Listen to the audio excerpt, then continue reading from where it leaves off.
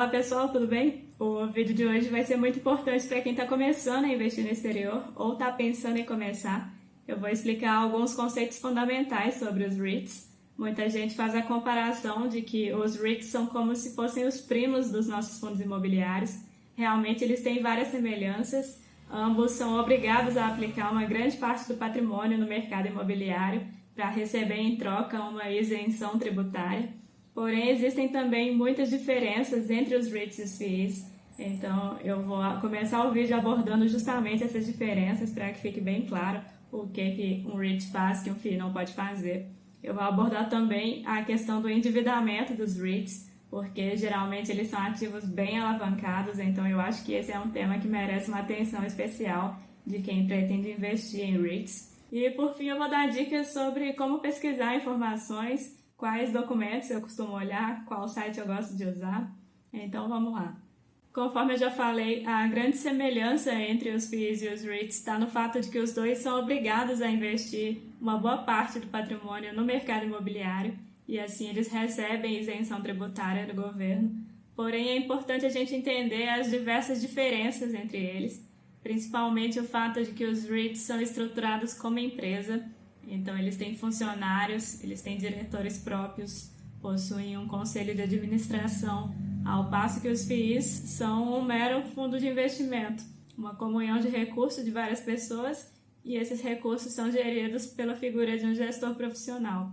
Existem também diferenças contábeis, por exemplo, os fundos imobiliários eles têm que distribuir semestralmente 95% dos lucros, ao passo que os REITs só têm a obrigação anual de distribuir no mínimo 90%, então a regra é um pouco mais rígida para os FIIs. Também tem a diferença na questão do endividamento. Os FIIs eles têm muitas restrições para contrair dívida, eles não podem se endividar ativamente. O que isso quer dizer? Que eles não podem ir no banco e pedir um financiamento, eles não podem lançar uma debênture no mercado para captar recursos. Então, para um FII se endividar, ele tem que fazer um malabarismo. Basicamente, ele só consegue contrair dívida por meio de CRIs ou então comprando imóveis parcelados para pagar no futuro. E os REITs, eles, ao contrário, podem contrair dívidas e eles fazem isso. A maioria dos REITs são bem endividados, com uma média de dívida líquida sobre EBITDA de mais ou menos 7 vezes. E, além disso, os REITs eles podem dar os seus imóveis como garantia para essas dívidas, algo que é proibido para os fundos imobiliários. Lá na instrução da CVM, veda que o administrador de um fundo imobiliário grave os seus imóveis com ônus reais, ou seja, ele não pode hipotecar um imóvel, ele não pode dar um imóvel em garantia como alienação fiduciária. Então, essas são as principais diferenças entre os FIIs e os REITs. E por causa delas, a gente percebe que os REITs eles são um pouco mais arriscados do que os FIIs, eles podem tomar um pouco mais de risco. Ainda falando sobre a questão das dívidas, eu vou aprofundar um pouco nesse assunto para vocês entenderem que o motivo pelo qual uma empresa comum se endivida é diferente do motivo pelo qual um fundo imobiliário ou um REIT tomam dívidas.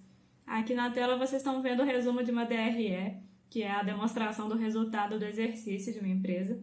Percebam essa linha verde, chamada despesas financeiras. Nessa linha entram os juros da dívida da empresa. Então, esses juros eles são deduzidos do resultado da empresa e aí o lucro tributável fica menor. Ou seja, se a empresa tem dívidas, ela paga menos impostos do que ela pagaria se ela não tivesse dívida nenhuma. E é por causa disso que a grande maioria das empresas mantém dívidas, mesmo quando elas têm caixa suficiente para pagar tudo, se elas quisessem. E vamos entender agora como é que fica a questão dos FIIs e dos REITs. Conforme eu já comentei, eles são veículos que têm grandes isenções tributárias. Então, aquele benefício de poder deduzir os juros da dívida para pagar menos imposto não faz sentido aqui, porque basicamente não tem imposto a ser pago. Então, os juros eles entram somente reduzindo o total de resultado que o fundo ou o REIT tem para distribuir para os cotistas. A única forma de uma dívida fazer sentido para um FII ou para um REIT é no caso do cap rate dos imóveis, a rentabilidade ali dos aluguéis, ser maior do que os juros da dívida.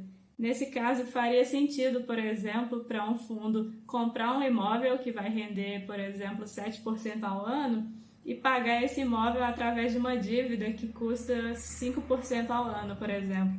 Então, o fundo pagaria, conforme ele recebe os aluguéis, 5% da dívida e embolsaria a diferença de 2% para ele.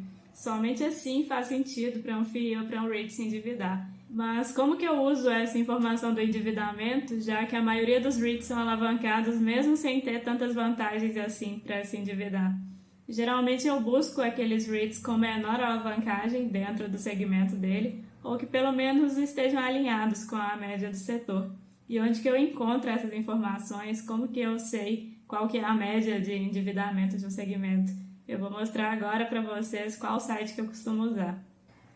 Esse daqui é o site que eu gosto, ele se chama Royal Capital. Não se assustem com o visual da página, ela é bem básica, tem o layout meio anos 90, mas o conteúdo é muito bom. Rolando aqui para baixo tem a divisão por segmento dos REITs, então se você está querendo entender melhor um segmento, vem aqui e clica, porque tem muita informação. Vou clicar, por exemplo, aqui em hotéis, vocês vão ver que vai abrir um artigo, e um artigo bem completo que explica a visão geral do setor, mostra quais são os principais REITs. Depois ele mostra algumas coisas específicas do segmento, por exemplo, aqui está mostrando como que afetou a indústria de viagens e hotéis. Descendo, a gente geralmente chega na tabela de endividamento, que aqui mostra a média de endividamento do setor, quais são os REITs mais alavancados, que estão marcados aqui de vermelho, os menos alavancados.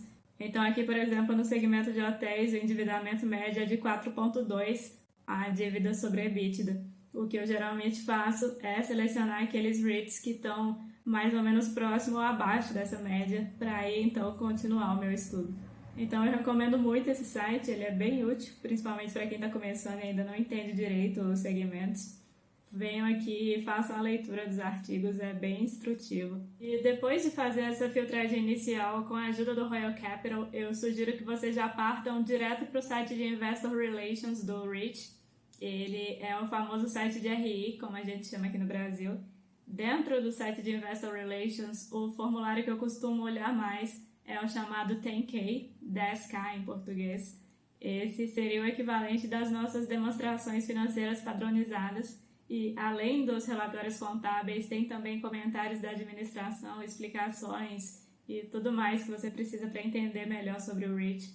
Então, esse é o formulário que eu costumo usar mais e acredito que fazendo isso, você já vai ter uma compreensão muito boa do que aquele REIT faz, para aí então decidir se você quer investir nele ou não.